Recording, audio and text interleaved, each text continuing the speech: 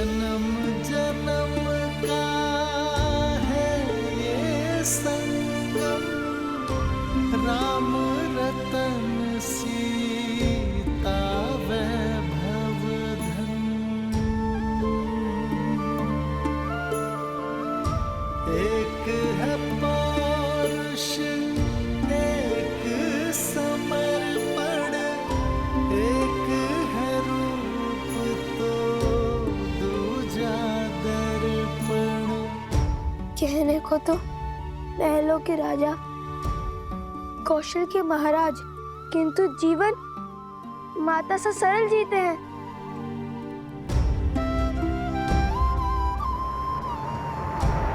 राम सिया राम सिया राम सिया राम, राम सिया राम सिया सिया राम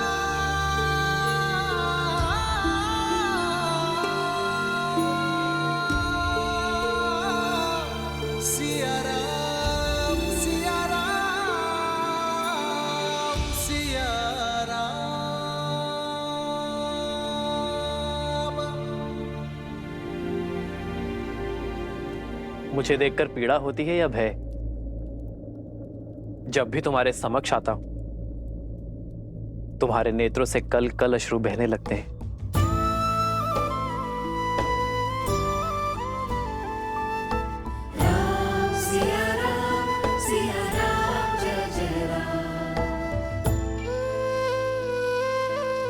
कितनी तुच्छ सोच थी हमारी, कितने निम्न विचार थे हमारे, जो हमने सोचा कि आप महलों का सुख भोग रहे होंगे और माता सीता बन के दुख।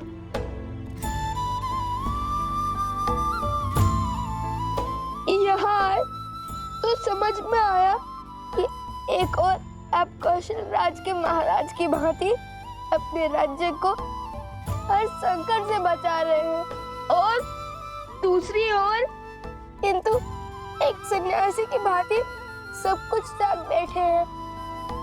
ये वनवास केवल माता सीता का नहीं, बल्कि प्रभु श्री राम का भी है। राम सिया राम जय जय राम।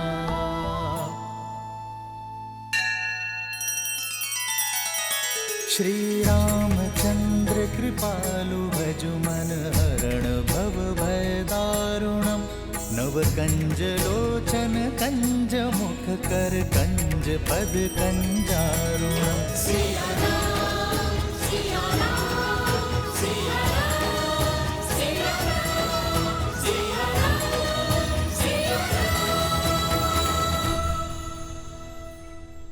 आज पता चला कि जितनी पीड़ा माता सीता को श्री राम के लिए हुई है, उससे अधिक पीड़ा श्री राम के मन में माता सीता के लिए है। सिया राम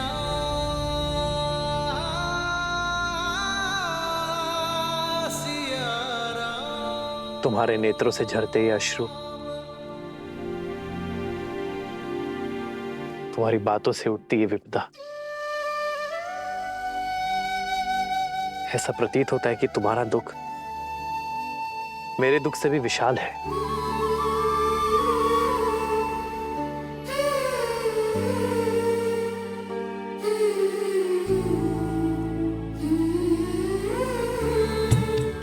दोनों एक हैं, बस यही सच है। राम लक्ष्य और राम ही पथ है, विरह की आग में जले सिया राम। एक है तन और एक है प्राण। सिया राम सिया राम सिया राम। आपके वियोग को अंत तक हम लाएंगे, सिया राम का मिलन हम करवाएंगे, उनकी बीच की दूरी को हम मिटाएंगे। और यह कार्य तभी पूर्ण हो सकता है जब अयोध्या का हर एक व्यक्ति स्त्रियों का महत्व समझे, पत्नी, माँ और बहन का मूल्य जाने और स्त्रियों को अपने समान माने। और प्रजा की निम्न सोच को बदलने का मार्ग है हमारे पास, ऐसा मार्ग जो सीधा भी है और सरल भी। जो आपको भी भाएगा और माता सीता को भी। किंतु आपकी अनुमति के बिना आपके राज्य में ऐसा नहीं कर सकते। कैसा मार्ग?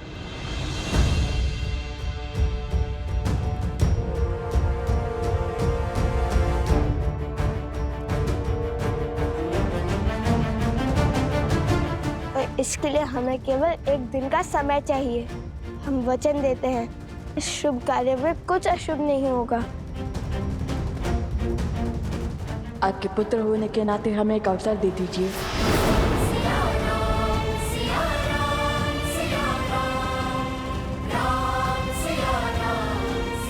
वो आपने कहा था कि महारानी सीता हमारी माता समान हुई, तो आप भी तो हमारे पिता हुए, है ना श्री राम?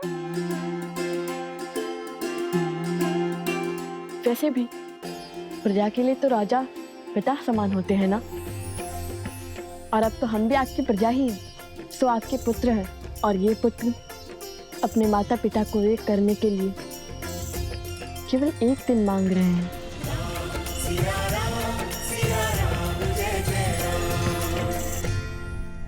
मान जाइए ना प्रभु, मुझे लव कुश पर पूरा विश्वास है।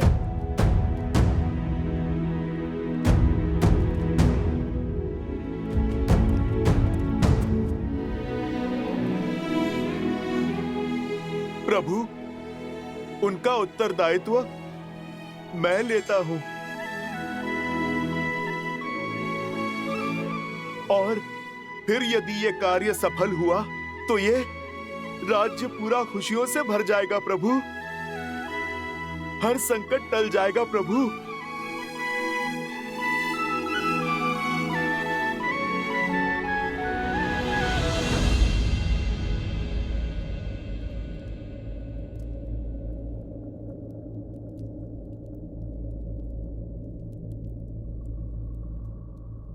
ठीक है हनुमान,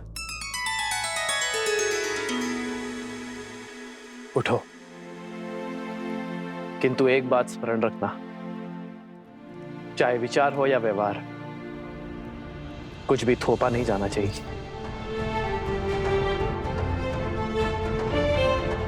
यदि अयोध्यावासी एक दिन में तुम्हारी बात मानेंगे तो तुम्हारे उपाय को और आगे बढ़ाएंगे, अन्यथा ये निर्णय भी पुनः नियति पर छोड़ देंगे। ज्येष्ठ पिताश्री,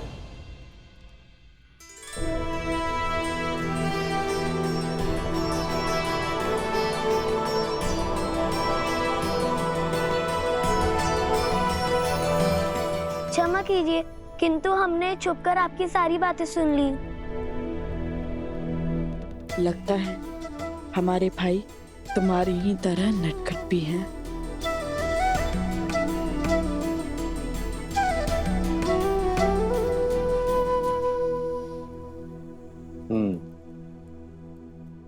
इतना दुस्साहस उचित नहीं है। यह राज नियमों के विरुद्ध है।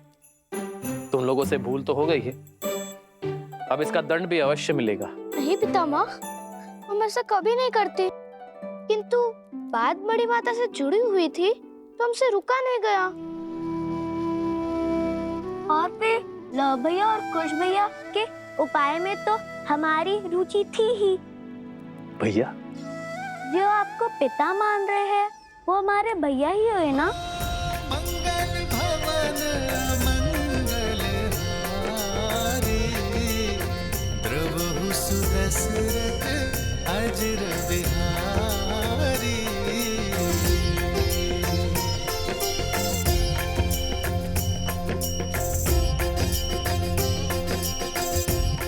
उचित है हनुमान, सबकी भावनाओं का ध्यान रखते हुए आगे बढ़ो। जो आज्ञा प्रभु।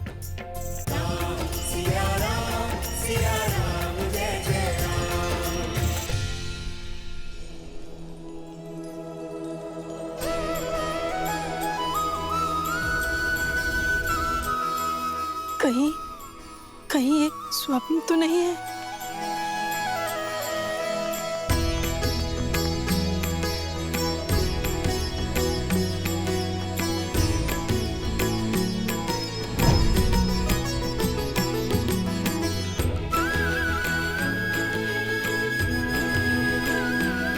माता, हर कष्ट, हर पीड़ा, हर क्लांति को पीछे छोड़ने के लिए सच हो जाइए।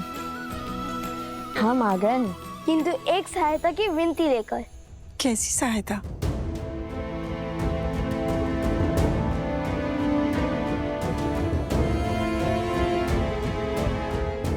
अवश्य, मैं ये कार्य अवश्य करूंगी। आप निश्चिंत रहिए। बस मुझे आज्ञा दीजिए।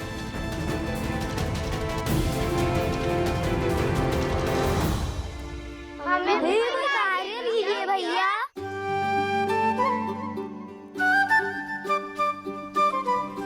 अवश्य, तुम सब एक स्थान की व्यवस्था करो जो हमारी योजना में उपयोगी हो।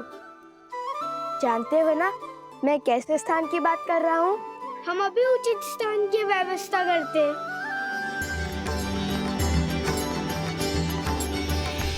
हर कोई इस योजना का अंग बन रहा है। आप मुझे भी तो कोई कार्य दीजिए।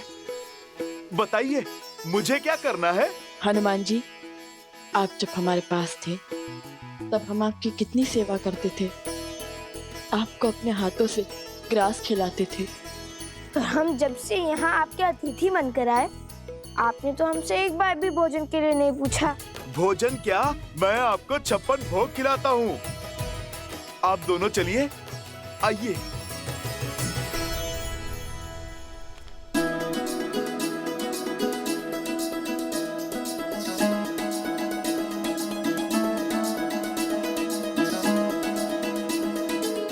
नहीं, बस। एक और लीजिए। नहीं, अब नहीं, और नहीं।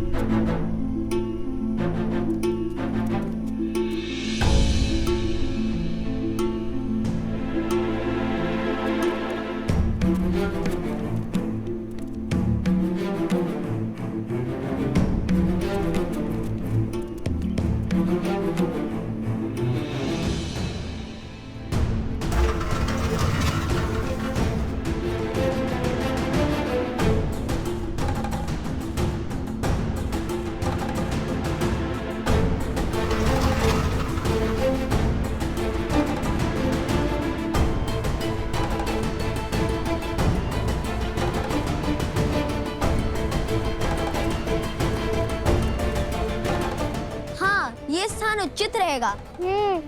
महल के इस भाग को अब राज परिवार तो उपयोग करता नहीं। आत्मा तृप्त हो गई भोजन खाकर। अब चलिए हनुमान जी। अब क्या होगा? विस्फोट। विस्फोट।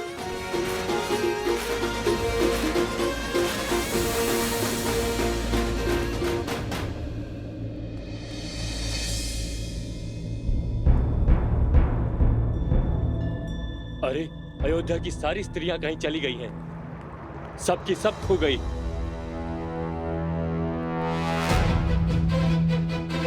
अरे कहाँ गई सब? खोजो उन्हें। मेरी पत्नी को देखा क्या? नहीं देखा। अरे मिली कोई? नहीं मिली। मेरी पत्नी भी नहीं मिल रही है। चलो साथ में चलकर खोजते हैं। हाँ, चलो। अरे तुम्हारी पत्नी मिली? नहीं, नहीं मिली। और तुम्हारी? नहीं। ऐसे कैसे लुप्त हो गई? माता और बहनों, हमारे आपसे केवल एक विनती है। चाहे आपका पुत्र, पति या पिता कोई भी विपदा में हो, ये मत भूलिएगा कि ये युद्ध केवल माता सीता के लिए नहीं है। ये आप सबके मान सम्मान का द्वंद है। यदि पुरुषों को लगता है कि संसार को चलाने का दायित्व और सृष्टि के निर्वहन का कर्तव्य वो निभा रहे हैं, तो ये उनकी बड़ी भूल है। क्योंकि बिना स्त्री के ना घर चलता है और ना ही समाज। स्वयं नारायण भी लक्ष्मी के बिना अधूरे हैं।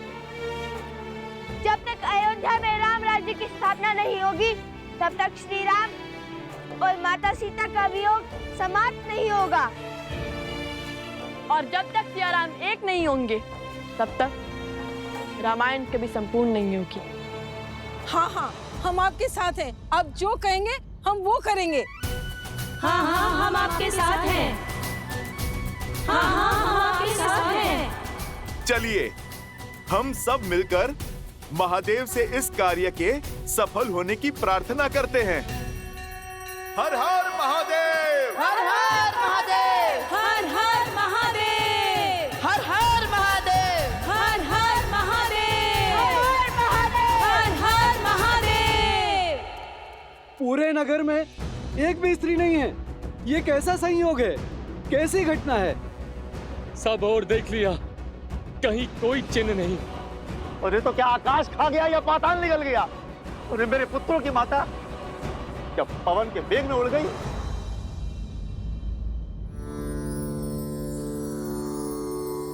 श्री राममं श्री राममं श्री राम चलो। श्री राम राम रमेति रमे रामे मनोरमे सहस्रनाम तत्तुल्यं राम नाम वरानने। श्री राम राम रमेति रमे रामे मनोरमे सहस्रनाम तत्तुल्यं राम नाम वरानने। देखो हनुमान जी की अद्भुत लीला।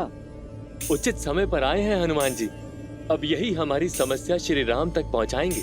चलो चलो चलो। हाँ चलो चलो देखो।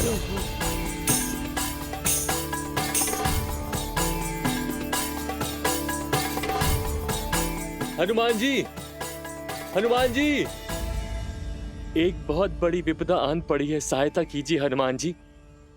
इसलिए आपका ध्यान तोड़ना पड़ा हमें।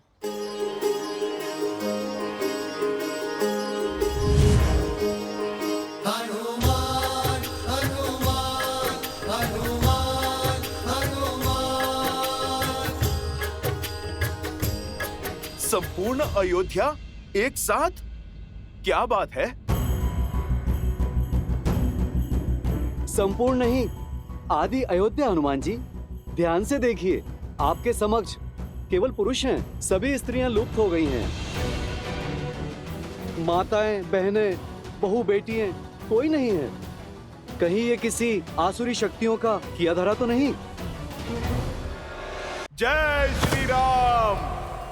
असुर शक्तियां केवल वो नहीं होती जो आंखों से दिखाई दें। असुर शक्तियां तो मन और मस्तिष्क में होती हैं, जो सोचने और समझने की शक्ति का संहार कर देती हैं। इस असुर शक्ति से विजय तभी प्राप्त की जा सकती है जब मन से द्वेष को मिटाया जाए। और एक साथ इतनी सारी देवियों को प्रभु श्री राम की अयोध्या से उनके भक्त के होते हुए भला कौन ले जाएगा? ना कोई ध्वनि हुई और ना ही कोई हलचल हुई। मुझे तो लगता है कि ये स्त्रियां स्वयं चली गईं, अयोध्या छोड़कर अपनी इच्छा से। स्वयं गई है? स्वयं चली गई?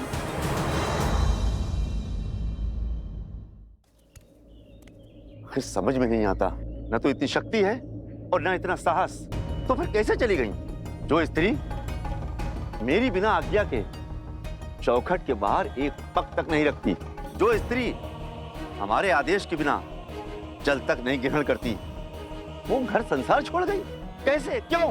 हाँ, उचित कहा, उचित कहा, उचित कहा। पत्नियां तो पति का संसार होती हैं, पत्नियां तो परिवार की धुरी होती हैं, सेविका नहीं। वो भी तो मनुष्य हैं, उनकी भी अपनी इच्छा होगी। हो सकता है कि उन्हें आपकी कोई बातें बुरी लगी हो सकता है वो आपके व्यवहार से आहत हो गई हो। आहत हो गई? ऐसे कैसे आहत हो गई? उनके बिना हमारी कितनी हानि हो रही है। भोर से अभी तक ना भोजन बना, ना ही जल भरा हुआ है। खेतों का कार्य भी रुका पड़ा है। हाँ, और हनुमान जी, हमारे वस्त्रों की कारीगरी भी रुकी पड़ी है। प्रभु श्री राम का ये सेवक उनकी अयोध्या की सहायता अवश्य करेगा। आप लोग एक काम कीजिए, कुछ लोग दाएं जाएं और कुछ लोग बाएं जाएं और मैं सामने की ओर देख लेता हूं। जैसे आपकी आज्ञा। चलिए।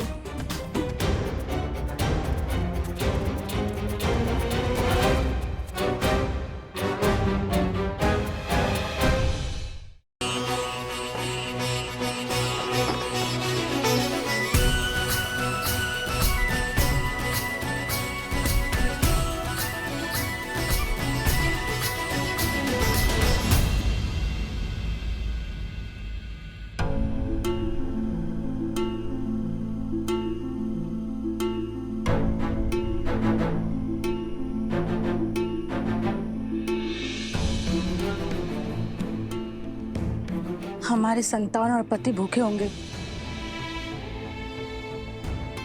तुम्हारी बातों में आकर यहाँ तो आ गई मैं, परंतु अब बड़ा भय लग रहा है। यदि पुरुषों को क्रोध आया तो उसका दंड हमें भोगना होगा। यदि मेरे पति ने आपकी भांति मेरा भी त्याग कर दिया तो मैं कहाँ जाऊंगी? तुम्हारा भय सत्य है, परंतु सोचो, यदि हम अपने अधिकार, अपने सम्मान के लिए हम नहीं लड़ेंगे तो कौन लड़ेगा? लड़ना किसको है और किससे? तुम मेरे पति को नहीं जानती। उनका क्रोध सदैव उनकी नाक पर होता है। तुम्हारी बातों में आकर लव कुश की सोच से प्रभावित होकर मैं तो यहाँ आ गई, लेकिन उस जैसे पुरुष की सोच को बदलना असंभव है। ऐसा मत सोचिए माता, अब आप श्री राम की शरण में हैं। ये अयोध्या है माता, यहाँ कुछ अनुचित नहीं हो सकता। हनुमान जी की गदा का एक वार सबकी बुद्धि मार्ग पर ले आएगा। नहीं पुष्कर, शक्ति का प्रयोग वर्जित है। हमने श्री राम को वचन दिया है कि हम पुरुषों की सोच बदलेंगे, उनके मन को बदलेंगे, किंतु शक्ति का प्रयोग करके नहीं, संवेदना से करेंगे। उचित कह रही हो बहन, हमें यहाँ से चलना चाहिए। नहीं नहीं बहन, रुक जाओ, समझने की कोशिश करो। खुश, यदि इनमें से एक स्त्री भी बाहर गई तो सारा प्रयास असफल हो जाएगा, सब कुछ विफल हो जाएगा। एक के बाद एक सभी स्त्रियां बाहर चली जाएंगी। रुक जाओ बहनों, ये समय लड़ने का है, भावनाओं में बहने का नहीं है। नहीं नहीं, हमें तुम्हारी योजनाओं का अंग नहीं बनना। चलो। नहीं, रुक जाओ, समझने का प्रयास करो।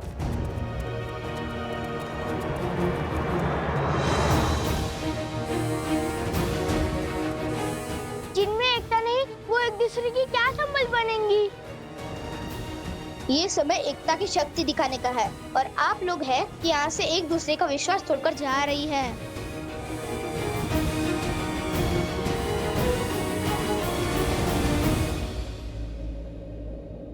जाने दो इन्हें। ये जीवन भी इनका है और ये द्वंद्व भी। जीने का निर्णय भी इनका है और लड़ने का निर्णय भी। हमें जितना समय श्री राम ने दिया है वो पुरुषों की सोच बदलने में दिया है, और हम उसे पुरुषों की सोच बदलने में लगाएंगे, ना कि इन पर अपनी सोच को थोपने में। यदि हम ही इन्हें स्वतंत्र नहीं छोड़ेंगे तो उनमें और हम में अंतर क्या रह जाएगा?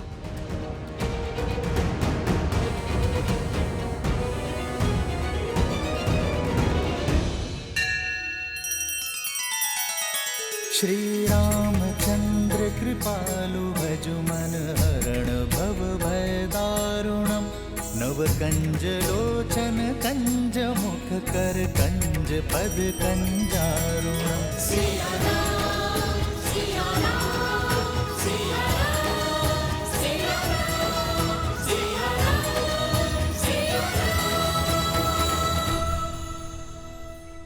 हनुमान जी की बात तो उचित लगती है।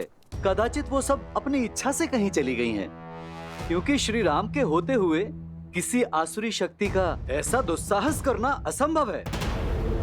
यदि ये तथ्य सत्य निकला तो आज मेरी पत्नी को मेरे प्रकोप से कोई नहीं बचा पाएगा।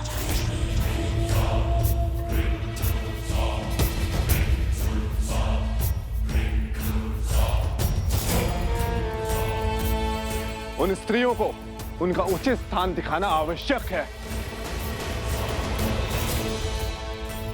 ठीक कहा आपने।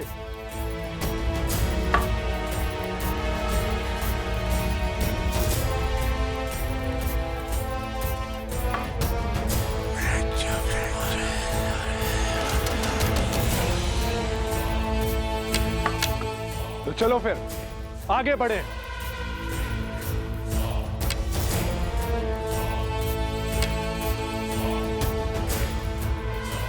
अब दूसरी टुकड़ी को भड़काने की बारी है।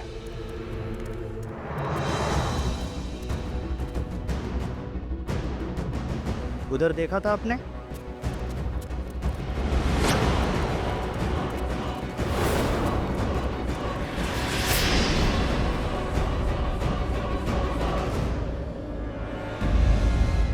सुशीला, कमला, गीता, प्रातः काल से कहां थी तुम? बिना आज्ञा घर से बाहर पग कैसे धरा तुमने? विद्रोह की चिंगारी उठ रही है हमारे विरुद्ध। उल्लंघन करेगी पति की आज्ञा का। किसकी आज्ञा से घूंघट उठाया तुमने? घर से बाहर निकली।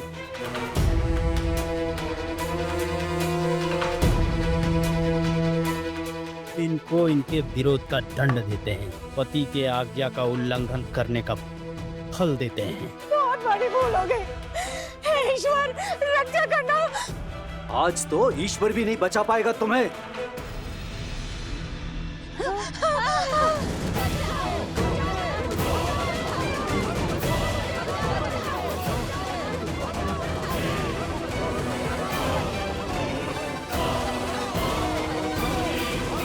बचाओ, बचाओ, बचाओ।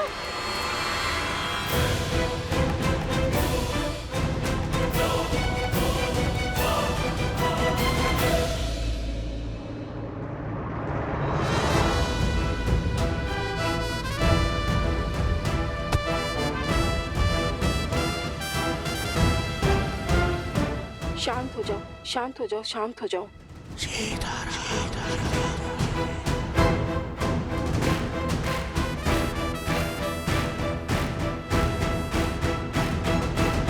अब समझा तुम दोनों की चाल। तुम ही ने भड़काया है ना इन्हें? हाँ, हमें पूरा श्रेय मत दीजिए, क्योंकि भले ही योजना हमारी थी, किंतु निर्णय आपकी पत्नियों का था। और आपकी पत्नियां बुद्धिहीन नहीं है। उन्होंने सोच समझकर विचार कर कर हमारा साथ दिया है। तुम हमारी पत्नियों को पथभ्रष्ट कर रहे हो। इस दुस्साहस का दंड अवश्य मिलेगा तुम्हें। ऋषि कुमार का कथन अनुचित नहीं है।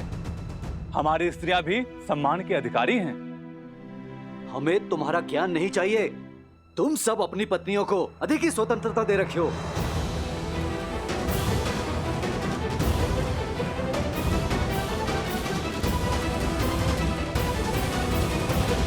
हमने तो केवल स्त्रियों को उनके अधिकारों का स्मरण करवाया, उन्हें सम्मान का मोल समझाया। अब आप ही बताइए, हमने क्या अनुचित किया? क्या कभी आपने हमें मानव समझा? कभी खेत में काम करने वाली एक सेविका समझा, कभी वस्त्र धोने वाली सेविका, तो कभी भोजन बनाने वाली सेविका, तो कभी बच्चे पालने वाली सेविका। फिर भी हम स्त्रियों ने हमेशा आपको प्यार दिया, आपके घर को संवारा। हमें हमारा सम्मान चाहिए, तो उसमें अनुचित क्या है? मौन हो जा।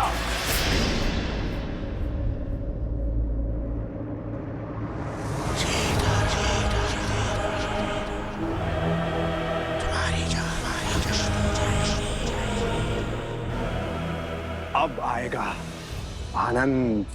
उस रात्रि कहानी बनाकर तू किसी नाविक के साथ रुक गई थी, और आज ये सांग रचकर तुम मेरा अपमान कर रही हो।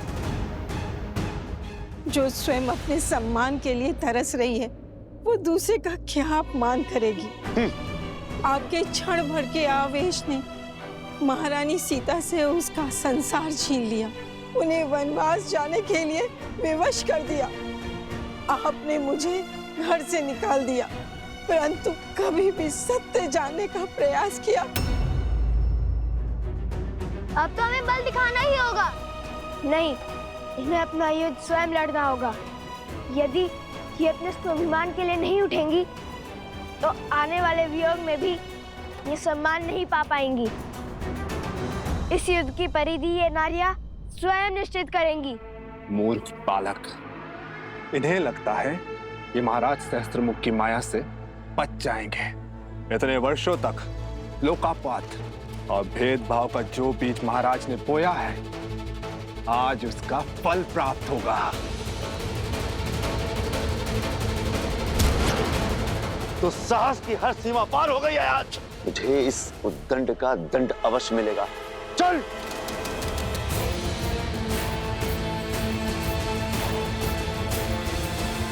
भैया, इतना घोर अन्याय देखकर भी हम चुप क्यों हैं? आज हम रक्षक नहीं, केवल मार्गदर्शक हैं।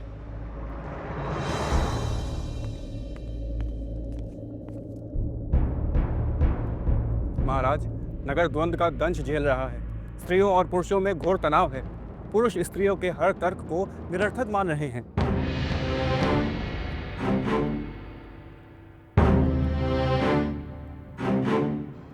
महाराज, क्या मुझे कुछ कहने की अनुमति है?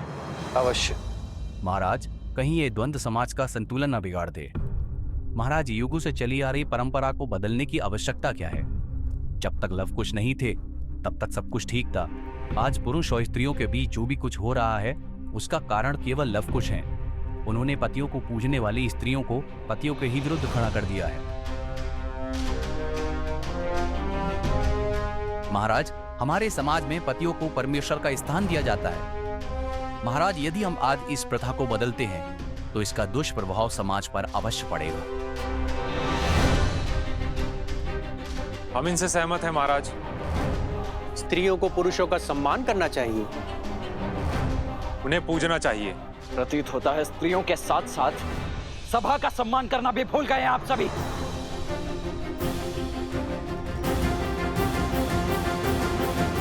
लक्ष्मण, शांत।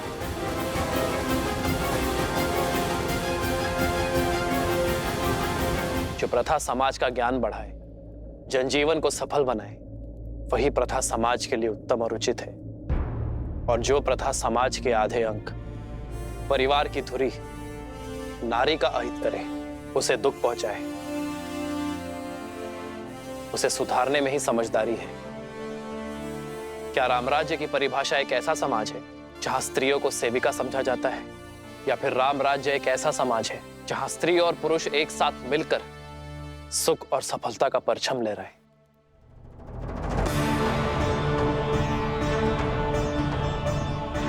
एक स्त्री को दासी समझना हमारी संस्कृति का अपमान है। क्या हम भूल गए हैं कि जब हम जन्म लेते हैं तो सर्वप्रथम एक स्त्री ही हमें स्नेह देती है। यदि स्त्री अपनी संतान को मातृत्व की छाव ना दे, उसे अपने दुग्ध से पोषित ना करे, तो संसार का कोई भी पुरुष जीवित नहीं रह पाएगा। मैंने लवकुश का साथ इसलिए दिया है क्योंकि उनकी सोच में समझ और सुधार है। आज हम जिस मोड़ पर खड़े हैं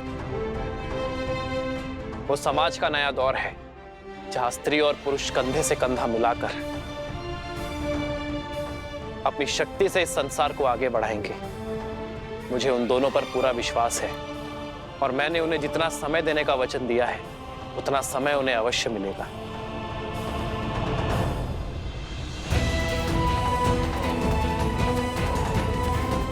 कब तक ही चुप रहेंगी? कब तक यूं ही चुपचाप अन्याय सहती रहेंगी? कुछ बोलती क्यों नहीं अब?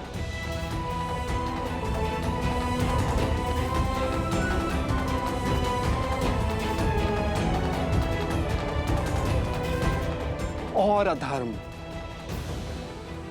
और क्रूरता। हे नारायण, रक्षा कीजिए।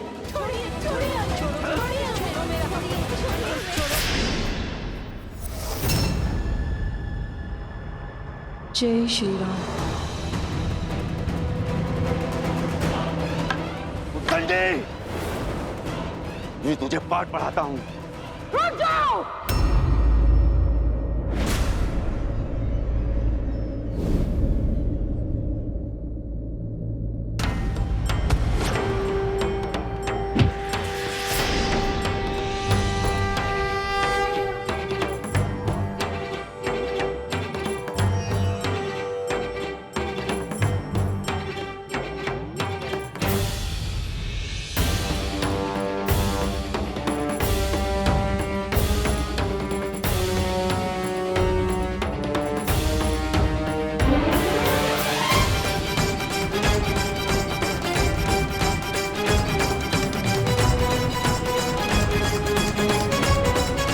महाराज, घोर असंभव संभव हो गया महाराज। स्त्रियों ने पुरुषों के विरुद्ध ध्वनि उठा दी है महाराज।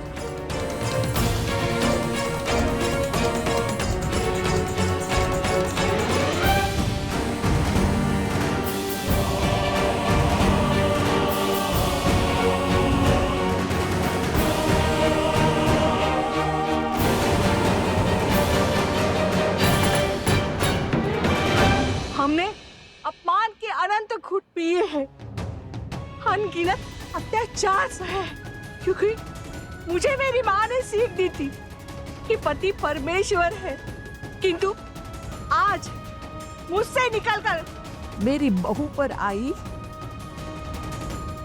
तब मैं सह नहीं पाई हूँ।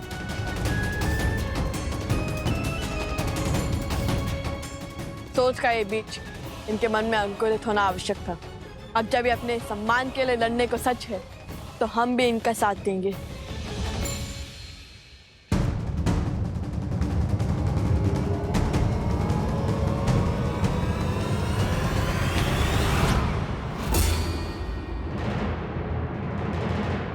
सावधान!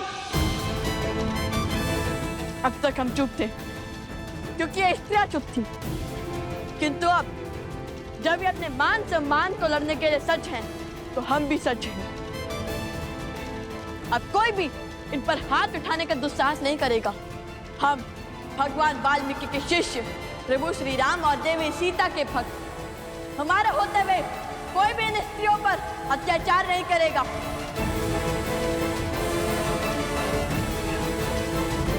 हम इनके साथ हैं, हम इनके साथ हैं, हम इनके साथ हैं। और फिर क्या हुआ? फिर वहां जय महावीर हनुमान, जय जय पवन पुत्र हनुमान, बजरंग बली हनुमान, जय जय महाबली हनुमान। देखिए हनुमान जी, ये लाभ और कुश अयोध्या की स्त्रियों को भड़का रहे हैं। अच्छा, तो घर परिवार संभालने वाली नारी अबोध है, मतिहीन है कि जो कोई भी इन्हें भड़का दे। मैं सब सुन रहा था। क्या आप लोगों के पास इस समस्या का समाधान है? योजना की अनुमति पिताश्री ने दी थी, उसे आकार देने का समय आ गया है।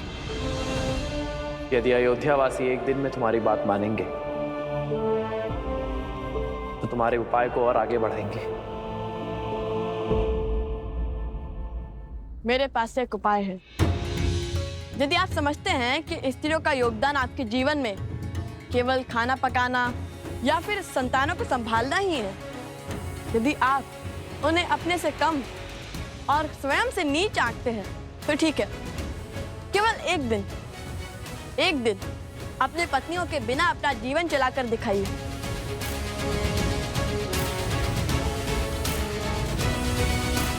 ये सूर्य का पहला पहर है। सूर्यास्त में केवल 4 पहर शेष है। तब तक पता चल ही जाएगा कि स्त्रियां आपके सम्मान की अधिकारी है या नहीं।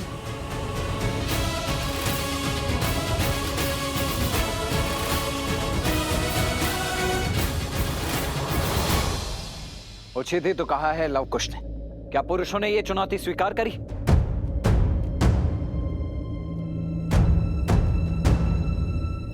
ये चुनौती स्वीकार है आप सबको? हाँ हाँ स्वीकार है, हाँ स्वीकार है, हाँ स्वीकार है, हाँ स्वीकार है, हाँ स्वीकार है, हाँ स्वीकार है। विकट स्थिति में भी आप मुस्कुरा रहे हैं। कदाचित आप इस शर्त का तर्क नहीं समझ रहे हैं। पुरुष स्वभाव से बहुत हठी होते हैं। जब बात उनके अहम पर आ जाए तो शाम दाम दंड भेद कुछ भी अपना कर अपना पलड़ा भारी करने की ही सोचते हैं। मान लीजिए कल उन्होंने अपनी पत्नियों का परित्याग कर दिया तो इतनी सारी स्त्रियों की पीड़ा और परित्याग का कलंक अयोध्या के माथे ही लग जाएगा।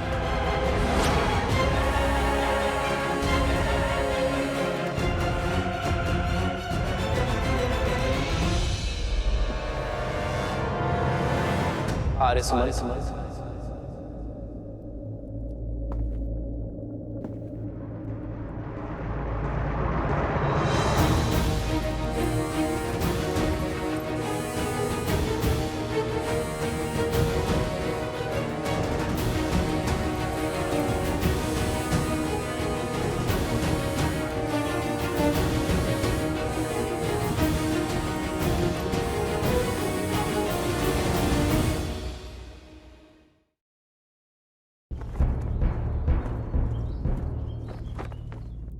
आर्य सुमंत,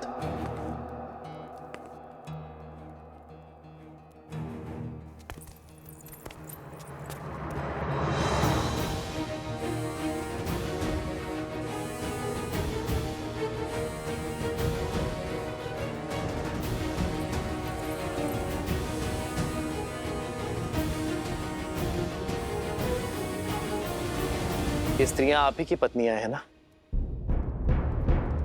आप ही के घरों की स्त्रियां है ना? मैं आज तक यही सोचता था कि जिन परिवारों तक राज्य की शासन व्यवस्था और सुविधाएं नहीं पहुंची है, जो परिवार पिछड़ गए हैं, जो निर्धन है, केवल उन्हीं परिवारों में स्त्री और पुरुष के बीच भेदभाव की समस्या है। केवल वही स्त्रियों को सम्मान नहीं मिलता। परंतु जब मेरे कहने पर आर्य सुमंत ने सत्य का पता लगाया तो ये पता चला कि सबसे अधिक अज्ञानता और असमानता उच्च कहलाने वाले परिवारों में है। यदि समस्त अयोध्या पवित्र होने निकली है तो अयोध्या का कोना कोना पवित्र होगा।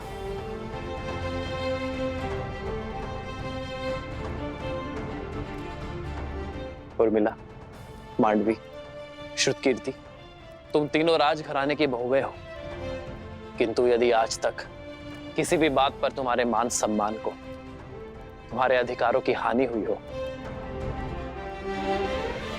तो तुम ध्वनि उठा सकती हो। इस रघुकुल में आना, रघुवंशियों का मान पाना तो हमारा सौभाग्य है। ये समाज हो या संसार, उसका विकास तभी संभव है जब स्त्री और पुरुष एक दूसरे का सम्मान करें, जब स्त्री और पुरुष एक दूसरे के बिना अधूरे समझे जाएं।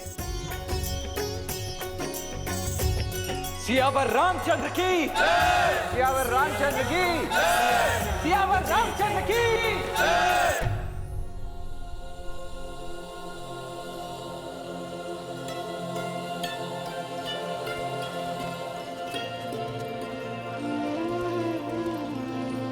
भैया, लव भैया,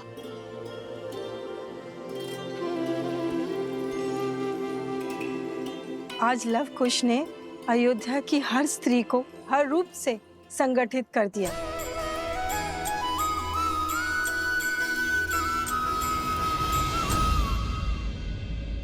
अरे शीघ्र फूल दो, मुझे पूजा करनी है। अरे पहले हमें दे दो, घर का कार्य समाप्त करके व्यापार के लिए निकलना है।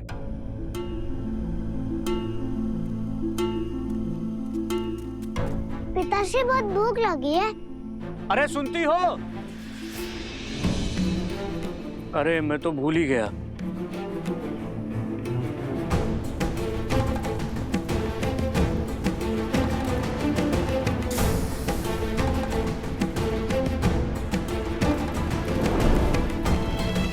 अब करो सभी कार्य स्वयं। प्रतिदिन स्त्रियां कितना कष्ट उठाती हैं, तुम लोगों को अब ज्ञात होगा। श्री रामचंद्र कृपालु भजु मन हरण भव भय दारुणम नव कंज लोचन कंज मुख कर कंज पद कंजारुणम।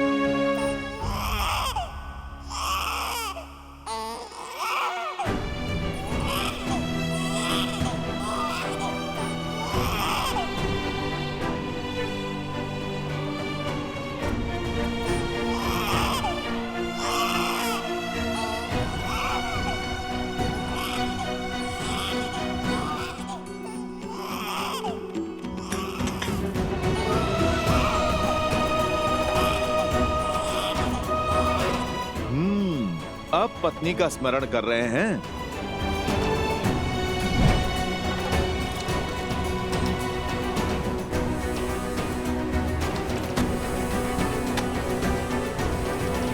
भूख लगी है पिताश्री।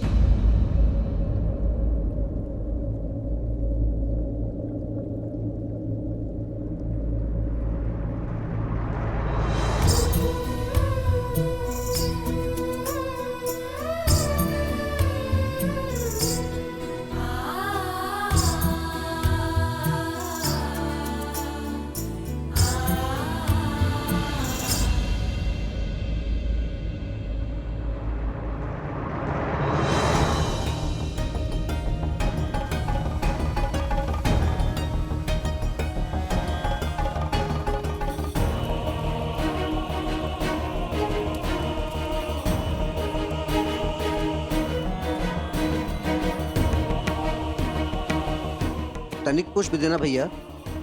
आज अवकाश है, कल लेना।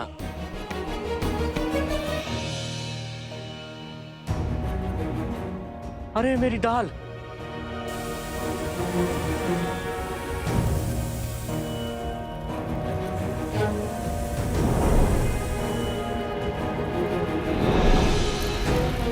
अग्नि! अग्नि!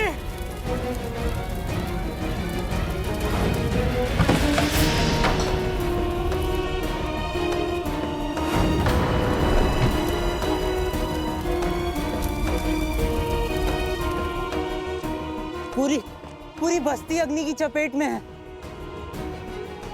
इनके पति भीतर फंस गए हैं। क्या?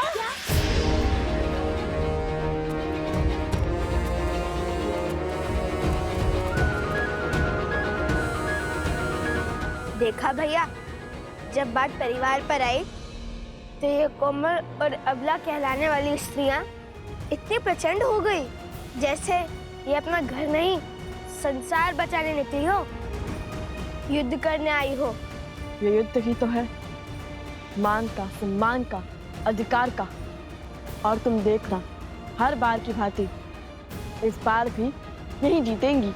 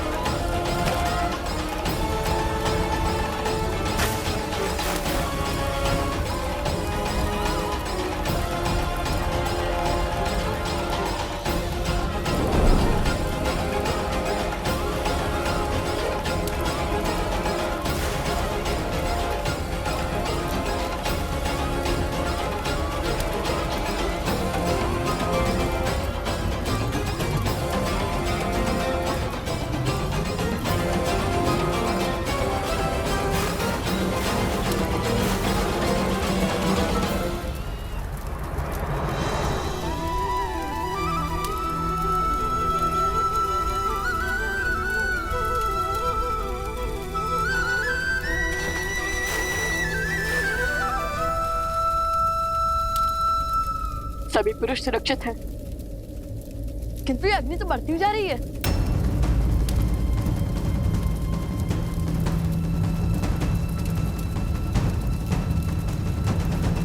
जय श्री राम, जय श्री राम, जय श्री राम।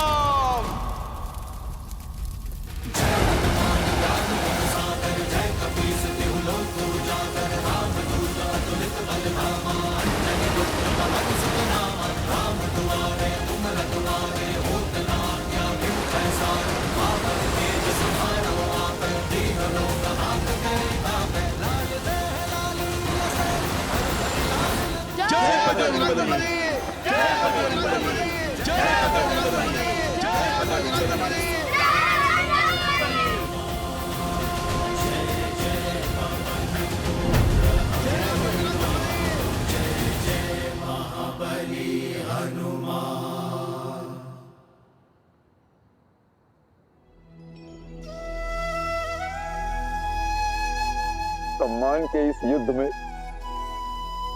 एक सत्य कहना चाहता हूं। अगर यही आंच इन स्त्रियों पर आई हुई होती तो इनमें से कोई भी खड़ा हुआ पुरुष अपने क्रोध की अग्नि को शांत करके इस अग्नि को बुझाने कोई नहीं आता। अपने प्राणों को दांव पर कोई भी नहीं लगाता, परंतु तुम लोगों ने उनको बचाया जिन्होंने तुम्हें कष्ट दिए, अपमानित किया, तुम्हारे साथ दुर्व्यवहार किया। मुझसे बहुत बड़ी भूल हो गई, मुझे क्षमा कर दो, मुझे क्षमा कर दो।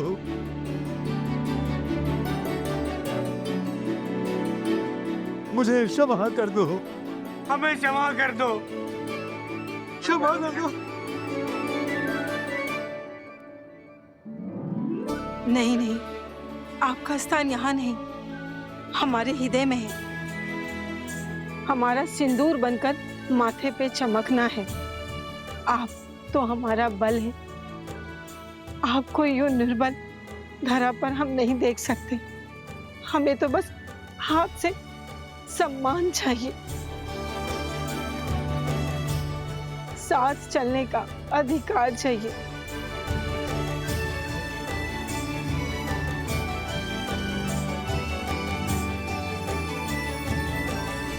असुर शक्ति हो, सोच हो या फिर लोक अपवाद, मनुष्य को केवल तब तक ही नियंत्रण में कर सकते हैं जब तक वो स्वयं उसके विपरीत, उसके विरुद्ध पनपे भाव का आभास ना करें।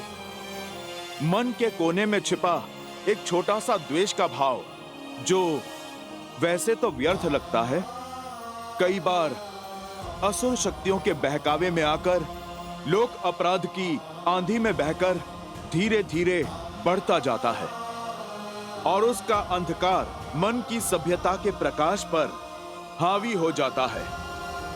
आज लवकुश ने तुम सबको वो आभास करवाया जो स्त्रियां प्रतिदिन सहती हैं। उनकी योजना ने तुम्हारे भीतर छिपी भलाई को जगाया है और उस सुखता के प्रकाश ने तुम्हारे ऊपर छाए हुए अंधकार का अंत किया है।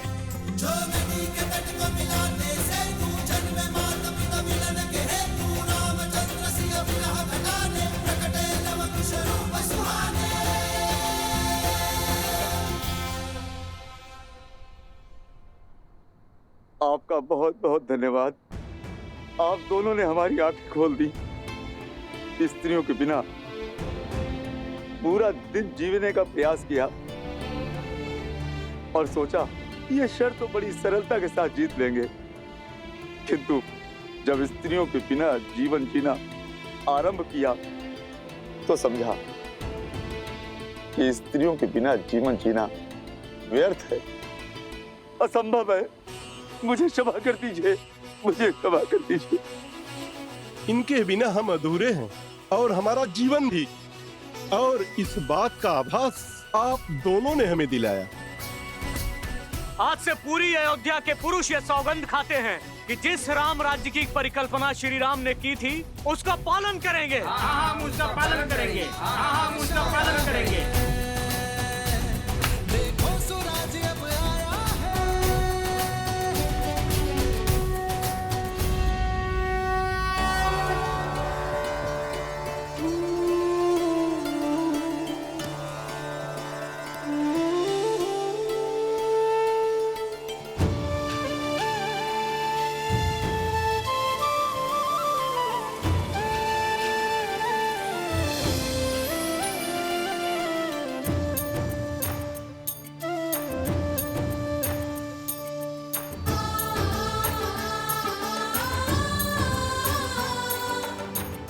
ये तो अत्यंत शुभ संकेत है।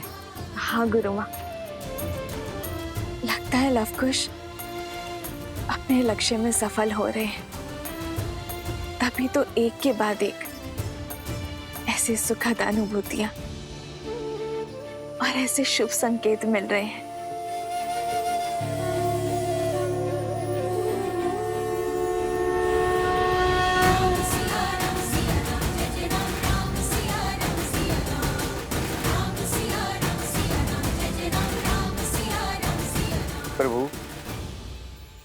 आज हम सभी लोग आज आपके समक्ष अपने अपने अपराधों की क्षमा मांगने के लिए आए हैं। आज तक हमने जो स्त्रियों के साथ में व्यवहार किया, उन्हें तुच्छ समझकर उनके साथ जो पाप किए हैं, उन सभी अपराधों के लिए हमें क्षमा कर दीजिए प्रभु। आज से हम स्त्रियों का सम्मान करेंगे, उन्हें समान समझेंगे।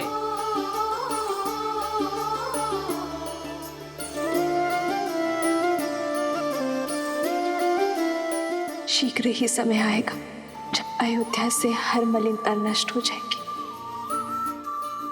जब हमारी संतान के लिए यहाँ आना शुभ होगा।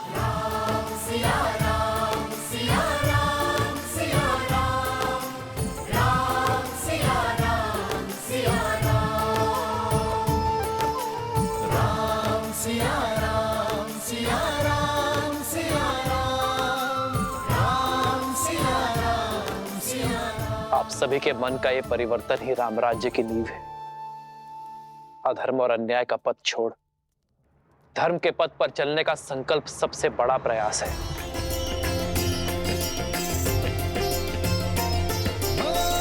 मंगल भवन मंगल हारी, द्रवहु सुदशरथ अजर बिहारी।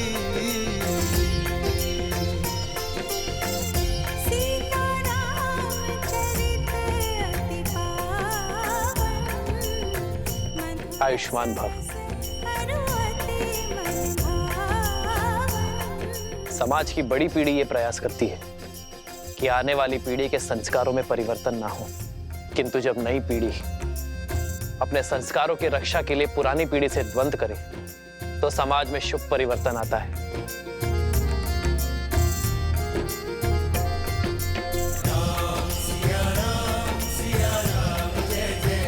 मैं तुमसे गर्वित हूं लवकुश कि आने वाली अयोध्या की नई पीढ़ी के नायक तुम जैसे बालक हो,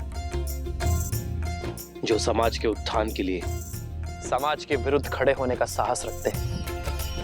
मुझे तुम दोनों को कुछ भेंट करने की इच्छा है। बताओ क्या चाहिए तुम्हें?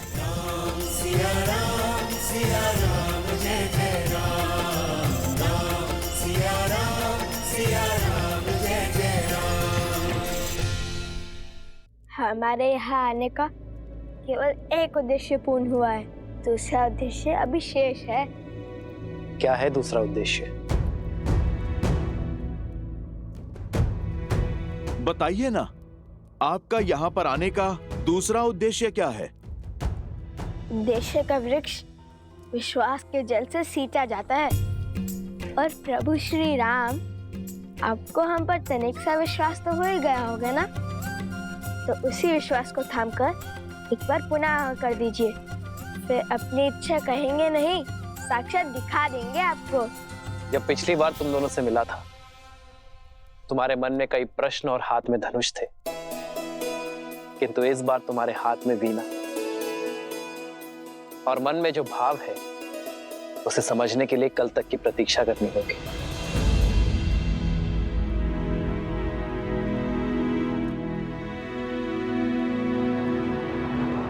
मेरी आज्ञा है।